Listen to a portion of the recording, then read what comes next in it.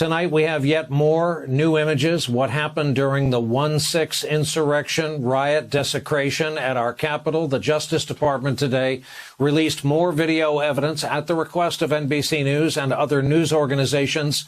The feds say this clip shows a police officer being taunted and assaulted outside the Capitol, and our usual fair warning. Just like what we watched on that day in real time, the images are disturbing.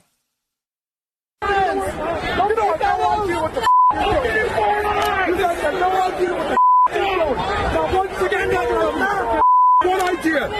Don't touch me, bro. Get the out of here. No, they work for us.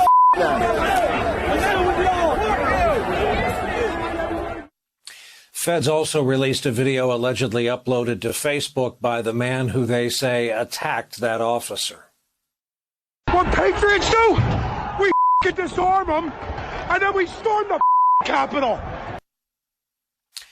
Investigators have identified the man as Scott Fairlamb. He hails from New Jersey. He has pleaded not guilty to assault. We also heard from the former Vice President Mike Pence today. Pence is the one seen on surveillance video being rushed to safety by the Secret Service on January 6th. Remember, rioters could be heard chanting, "Hang Mike Pence." Trump had accused him of being disloyal for following the Constitution and refusing to overturn the election results. Well, today, Pence spoke to religious conservatives at the Faith and Freedom Coalition conference. And as he tried to speak, boos and cries of traitor rained down from the crowd. And I want to thank my friend Ralph Reed for those overly generous words. I'm deeply humbled by them. Ralph Reed knows me well enough to know the introduction I prefer is a little bit shorter.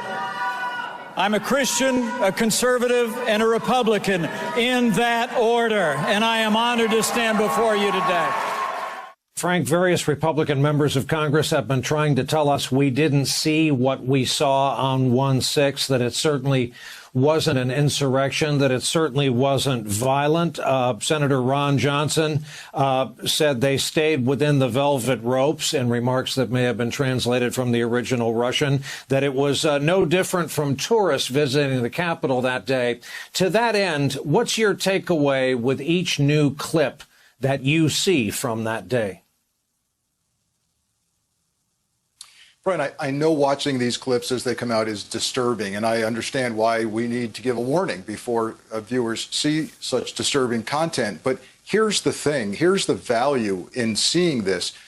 When I look at it through a law enforcement lens, I see the depth of anger, the depth to which certain people in our society have bought into this deception and seem willing to harm others and themselves in the process. And I have to keep drawing an analogy to international terrorism and the lessons learned there, which is that when you see people willing to commit to the point of death or injuring others, demonizing others, willing to martyr themselves for some deceptive cause, you need to be alarmed. And we need to be alarmed as a society that these people were committed in this fashion to such a big lie. It's very disturbing. And to hear and see that some of these folks were connected to law enforcement, perhaps some even career former law enforcement, is particularly disturbing.